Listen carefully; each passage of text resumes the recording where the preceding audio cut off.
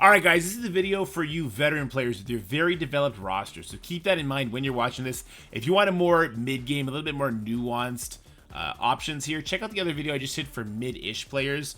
Now, when I say this is endgame, I'm even more endgame than endgame can be, right? Like, I have Mephisto, I have Alpha Flight, the Kraken account is what we're talking about right now, right? I'll give some alternatives when we get to those Kraken options. But if you want to see like the very free-to-play endgame experience, I will be doing this on the Dorks account live. Not when the event goes live, but around 8 p.m. Eastern. And that might be able to give you a more nuanced look at a free-to-play endgame experience. But you can also just pull inspiration from the teams I'm going to talk about here. I'll show you the characters that I'm not using at the end, so you can maybe take a look and say, okay, well, he didn't use this person, maybe I could slot them in, stuff like that. But we're planning on going very, very far. So for floor 1, the defender node, we're just going to throw our humans at it and walk away real quick. Floor 2, the Ravagers, we're going to throw our Shadowlands at it. And just because we have enough speed, we're going to get ahead of the ball and get the quick win. Then floor 3, we have Avengers. We're going to throw Uncanny with Ultron on it. We used to use Wolverine here last time. He carried all the damage. This time we're throwing Ultron on it because we don't really need him for a Masters of Evil team. And we're going to be using our Alpha Flight later. Floor 4 with the Brotherhood team. I'm going to be throwing the Sinister Six Rejects team at it. This is super overkill. I could literally use Rhino with 4 very, very different characters just because of my size and walk through it. And maybe I'll opt to do that, but I didn't really find use for these other Sinister Six members later on anyway. Then we have floor 5, the Kree node. I'm going to be throwing the old Axemen at it. I had these guys built up really, really high from when they were the raid team. They have in the past been able to snowball by killing the Kree minions really quickly, killing the Nebula really quickly because she is squishy, and then never letting off the gas. Floor 6, we got A-Force, and we're going to be hitting that with our new warriors minus Deathpool. So we're going to be hitting that with Colleen Wing. Now, this is just a sheer size difference. This one can get scary because the Jessica Jones doing the flips could be problematic, but with the size of my team, I'm going to doing the probably the basic with the Gwenpool and just letting my Firestar kill everybody. I just don't want that Jessica Jones to cleanse and put like immunities and stuff out there. So it's probably just going to play it a little bit differently there. Floor 7, the enemy Inhuman team. I'm going to be hitting it with my Young Avengers built up from back in the war days. Then we got Dark Hunters Quicksilver. I'll be using my 3 million new Avengers because they don't really flex well outside of war. And just the sheer size there is going to overpower that as well. We got the Heroes for Hire. Dark Hunters is going to have a field day with that. We're going to go super fast, get lots of bleeds, fueling the Ghost Rider. And from there, we're going to get the win. Stage 10, Infestation versus Infestation Violence. Again, this is a sheer power punch-up, right? These first floors, if they were higher powered, they would be difficult, especially this floor 10. This floor 10 is where we're going to immediately feel the power differential between what is stated as their power and what their actual power is. But my Infestation will be able to handle it, and if you built them up high for the Season of War, you should be able to handle it too. Bionic Avenger is going to handle that with the X Factor Zemo Hawkeye connection. So Hawkeye is going to do some rewinds, strip some buffs, as is Zemo. Shatterstar gets that defense down out there, and Longshot and Polaris basically kill everybody. This is going to be about a 500k punch down. Be wary of that match if you're not punching down at least, 300-400k. Against this Zemo Hydra Underworld-ish team, we're going to hit it with our Underworld. Again, it's pretty much just a power differential there. War Dogs versus Wakanda comes next. Obviously, they don't have Nakia or Black Panther 1 million, so we get to have a huge speed advantage and walk over them. Then we have an X-Men, Axemen sort of connection here. What ends up happening, and Doctor Strange is really important on this team, we end up knocking them low very quickly. Basically, Nico Ultimate is going to knock them low. Beast is then going to give them a bunch of buffs. We're going to get hit a little bit. Strange is going to flip their buffs, and then we're going to walk all over it. So if you have A-Force built up from War, that'll be helpful. This Black Order node, node 15, do not try and mirror this. This one could be a nightmare, even on like a 1 million punch down. We saw people losing that last time, nightmarish. Again, that 14 million is not really the power. So go ahead and throw your Infinity Watch at that one for safety. I'm going to use Death Seed up against this Nick Fury team. The only reason I'm doing it here is because I found on one of the far later floors, The Eternals probably just get the job done better than Deathseed does at this point because of the Icarus flipping all those buffs. So yeah, Deathseed is going to come in here, do a massive punch down, get a bunch of speed, and then roll on. We got this, I don't know what you want to call this city team, and we're going to be hitting that with our Bionic Avengers. They're good for nothing except this floor. I was questionable when I saw that we had done this before. Somebody went and reviewed the footage from the last 2 towers, and we just walked all over it, so we're going to continue to walk all over it. Floor 18, we're going to hit it with our Asgardian team. We throw in Thor Infinity War over Teen Loki here, because Teen Loki's trash, and Thor Infinity War hits really hard. So we have 2 stuns for the She-Hulk, right? We got the Sylvie special, the Beta Ray build special, and eventually Vol will just ult and take over the map. Stage 19, we got some Young Avengers with some shield characters, and Black Order has been getting this done pretty good for us. Let Squirrel Girl get a bunch of those buffs up just by pushing with the initial Black Order attacks, and then flip them with Thanos and get the win there. You might want to hold your Thanos flip for turn 3 on this one, so keep that in mind. Floor 20, we're going to be hitting it with our very depleted Unlimited team, so we're going to throw in Gambit. I'm actually going to save Sunfire because he's going to be carrying the A-Force team a couple matches down, as you can see. Winter Soldier also is a man without a team, man without a country, man without time. And we're going to throw him in here for literally no reason. So the way this plays out, Morbius is going to go, and then your Rogue is going to go. Use your Rogue to put the ability block on the Doom, and just let your Gambit kill everybody from there. Floor 21, we're going to have this Rebirth team with Kestrel. And so we're going to hit this with Pegasus, but we take out Rescue for our Fury. The reason we do that is just to make sure we go first. Obviously, we're going to use a special first. Kestrel is going to use her special to open this up. Everybody dies. If you wanted to keep your Kestrel for later and instead throw in your Rescue here, I do think that that is a viable solution. This is just like the overkill option. But yeah, you could definitely throw in Rescue and just go Pegasus with Fury, save Kestrel for something later that's going to be a little bit more annoying, and go from there. Stage 22, we have an enemy Asgardian. So I'm going to be hitting it with Alpha Flight. This is a giant punch down. Basically, what's going to happen is they're going to hit me a couple times, especially into that Sasquatch, and then Sunfire is just going to unleash hell on them and knock them out of the way, right? There's no Beta Ray Bill here, no Reflexive Taunt to save the Vol, and so this should be a quick walk away. We're starting to get into the harder floors at this point. Stage 23 is a nice little test, and I'm going to be acing this test. I'm not going to risk it because this node has tripped me up in the past, so we're going to be hitting it with our Extreme Quicksilver. So we took Gambit out earlier, but that's fine. Big Time is going to go, then it's going to be 2099, and then it's going to be our Nightcrawler. You want to use the Nightcrawler stun on Spider Weaver. From there, we're going to get so much speed bar on the rest of our characters that we're going to walk over this node. Or at least we should in theory. Especially if you were a recipient of that Diamond Cyclops that I think happened at an event long ago. Alright, stage 24. There is no Morgan Le Fay here.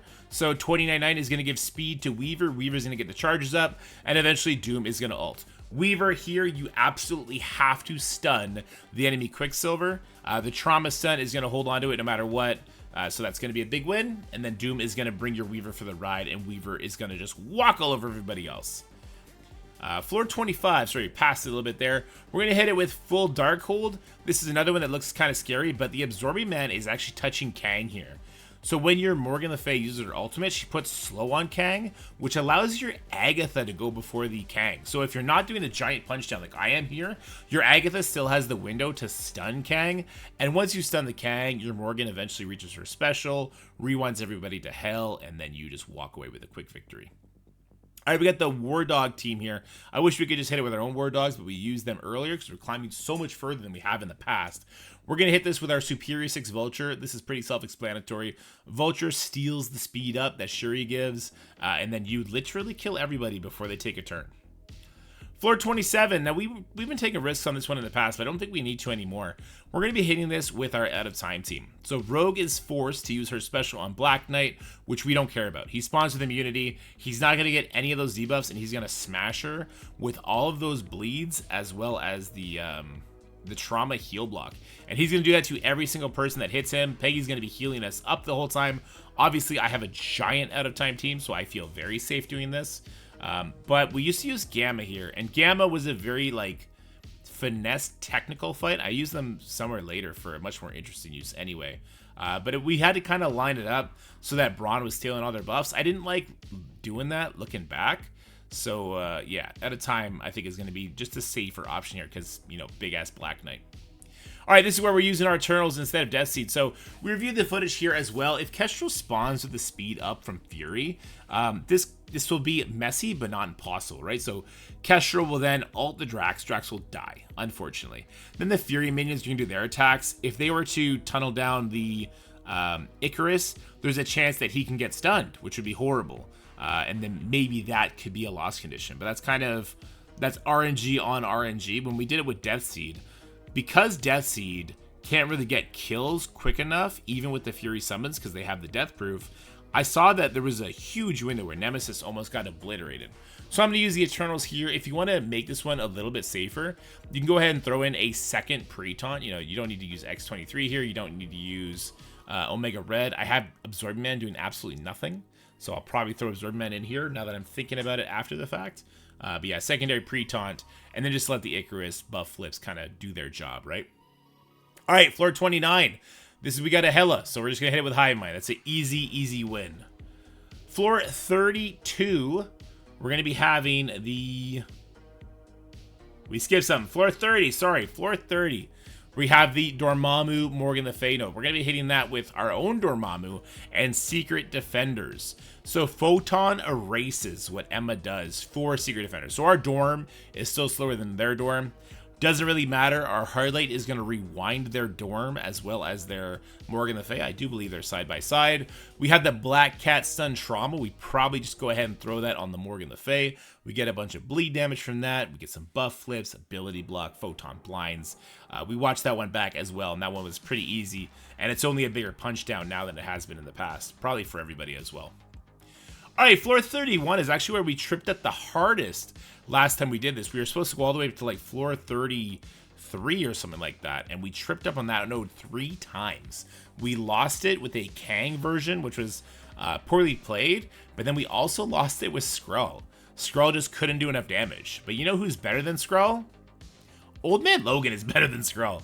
So we have Noir kind of being a steroid for our guys here because we're slow, right? But with all the regens that Dagger throws out, I believe the dodges that Gwen throws out, the offense up that is going to be coming from Kate Bishop to the 3 Young Avengers, there's so much speed bar going to the Noir here. So Noir's going to ult. Make sure you target as many of the dodges from the New Avengers as you can. That's going to give our Old Man Logan speed bar, letting Old Man Logan go second. Use Old Man Logan's stun, targeting the Quicksilver. He's going to obliterate everybody else. Now that you have bleeds out there, maybe from Noir's first attack, if not that, from Logan's second attack, or Logan's follow-up assist attack, that's going to give Daken, Deadpool, and Pandapool 30% speed stat increase. They're going to do a bunch of damage plus the stun from Deadpool. And that one should be over pretty quickly. I'm going to be pretty excited to use the Mercs for Money team here. Floor 32. This is where it starts getting sketchy, guys. So Spider Society, obviously we took Noir out because we need him to make Old Man Logan go really, really fast. I'm hitting Spider Society with Deathpool here into floor 32. So our Pav is going to get to go. He'll put slow out on people, which will be very beneficial. Don't expect to land it on the Nova, right? Because Nova has that charge, which increases resistance. Instead, start it on the Vol. We have to hit through the deflex on Vol anyway. But if we get a slow on her, and then we can reach our Penny's attack, this one's going to be over. But this is kind of a gamble. Yeah, no other way to put it. This is kind of a gamble, but it's one I felt that I was somewhat interested in taking because I do have a giant Spider Society. You see 3 of them with that Crimson gear. If you have like a free-to-play Spider Society, this is no longer the move for you. You definitely want to look at something different. Oh, same with the Alpha Flight. I said we're going to talk about alternatives, right? For the Alpha Flight, I even forget what they're doing. Alpha Flight is doing a pretty simple team for me. Right, they're doing this as Guardian team for me. If you had a free-to-play Spider Society, this is a great play. So if you're free-to-play, you don't have Alpha Flight built up, and you have Spider Society free-to-play, this is going to be a great spot just to bring them in and get a quick W while being able to save your Noir to act as an Old Man Logan steroid. But also, if you're free-to-play, this is the tough part, right? You may not have Old Man Logan.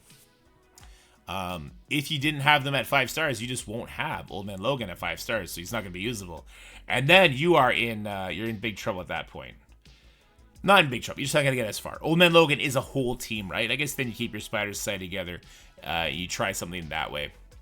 It'll be interesting for sure. Floor 33, we got an X-Men mutant team here. And I'm going to be going in with Cabal, Emma, and Lady Deathstrike. So Emma's passive does work on Quicksilver. This is a popular misconception. Quicksilver cannot be rewound with his speed bar. His speed stat can be reduced. So the whole idea here is that Lady Deathstrike is going to go first. We're going to use her to rewind the enemy rogue. Next character to go is going to be our Iron Patriot. He's going to level them with defense down. And then Namor actually does go before Quicksilver. The question is, who's beside who? Does Namor go before everybody else? He very well should, because of the Lady Deathstrike rewind. And then if Namor goes, even on the free-to-play track, as long as you have the other Cabal members at 5-star, right? Your Namor should kill everybody except for Quicksilver. At that point, it'll just be to clean up the Quicksilver. And here's where we get super sketchy, actually, oddly enough. Floor 34, I'm going to be hitting it with Super Skrull. I just think the other characters have more interesting counters a little bit later. So Quicksilver, and I got 2 Falcons here with some Masters of Evil eye candy. So the whole idea here is Skrull's going to go first because of all the buffs that Psylocke gives. He should go before Strife using his special, because we have 2 heroes, 2 villains. We want to make sure we rewind that Archangel, giving ourselves offense up, and we should have a lot more buffs to keep going. Then we're going to get stuck behind the strafe. We can either use Titania special to get past it, or the ultimate just to start working that down. When Captain Sam goes, in the optimal world, we would have controlled the Archangel enough that when Captain Sam goes, if he dies to counterattacks from that Psylocke's passive, we don't get rebound at all. And that's why we're bringing OG Falcon instead of Shang-Chi, who I did have initially slotted here, because I just don't want him to get counterattacked. So OG Falcon does his special. If we push enough people to like 50%, he's going to have so many buffs that he's giving us extra speed from that it should just activate our Skrull, and Skrull should walk over it. I'm actually pretty scared about using Skrull in this mode because he's failed me so many times just because of the health pool these enemies have. These enemies are jacked up. All right, floor 35. This is where we're going to be hitting it with a pseudo mirror matchup, right? We got Apocalypse, Kang, and Red Hulk as our core units. The enemy has Apocalypse, Emma, and Red Hulk, but because Apocalypse cancels out Emma, our Kang activates our Red Hulk to go first. So the big thing to do here is not hit the enemy Apocalypse. We want to use the Kang special, hitting the enemy Red Hulk if possible. We don't have to because our offense Kang is going to make our Red Hulk go first, but I'd like to do as much damage as possible to the Horsemen members and Emma and Abomination, but do not risk hitting Apocalypse with your Kang. After that, Red Hulk is going to go, and then you can hit Apocalypse all you want. Go ahead and make sure you get the vulnerable hit on the Apocalypse. That's going to activate your Apocalypse to go, as long as you don't push the enemy Apocalypse to 50%. And then your Apocalypse is going to ult, kill everybody, and you just play cleanup. The reason I have Abomination and Brawn there just because there's a turn 1 stun from Abomination, and Brawn does percentile damage, so if Rogue starts taunting, he'll just take 40% of her life out the gate, which should be great. And then stage 46, this is where we go like full-on Kraken mode. I'm going to hit it with Mephisto, Undying, and Nova. This is going to be super duper overkill, not needed whatsoever. And if you don't have this, then maybe you just don't push further than this floor, right? But I'm also being very mindful that I have some risky matchups here. The Spider Society matchup feels pretty risky.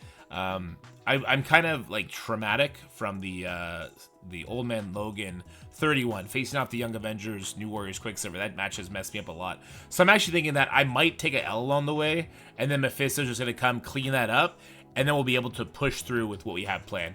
But I do suspect that we're going to hit at least floor 35, which is going to be super awesome. Now, is this going to be the best save squads, get you the furthest, or are other Krakens going to push much further? I wouldn't be surprised if other Krakens push a little bit further just by taking a couple extra risks, or maybe just having more of these teams have higher diamonds like their Weapon X teams. Shang's ultimate can't be counterattacked. Okay, that's good to know. So I'm going to replace Captain Sam with Shang-Chi in my Skrull matchups, and that can't be counterattacked on either of my speed-up characters. But as I was saying, the other Krakens, they might have some better ideas to push things a little bit further, right? We talked about maybe throwing Rescue in over Kestrel, using Kestrel further down to try and carry the damage somewhere. You know, Doom I have with Weaver. Is that necessary? Can Weaver carry the entire damage on that node on her own? That's another possibility. So if I were to do that, then all of a sudden I could use Kestrel with the Doom, and I could beat that Gamma node, and then Mephisto can push one floor further, right? These are the kind of risks that happen with Sword Satellite. And you know what? Honestly, it's not a bad idea because we don't know what the floors 41 to 50 look like. It could be that we're all going to be able to, Krakens I mean, and like big spenders, people with Mephisto. I do think you're going to need Mephisto to clear floor 50, by the way. Maybe it's going to be like the first Sword Satellite, where we find a way to beat the final floor, and whoever reaches that first and get more attempts in it is automatically going to win leaderboard. This is all possible, but I think for the average everyday player, once you get to the later floors, your options to clear them shrink dramatically to the point where if you slip up a little bit on day one, you just catch up on day two simply because the floors like 37 plus, they become so specific in what they need for counters that it gives you a little bit of wiggle room on day one.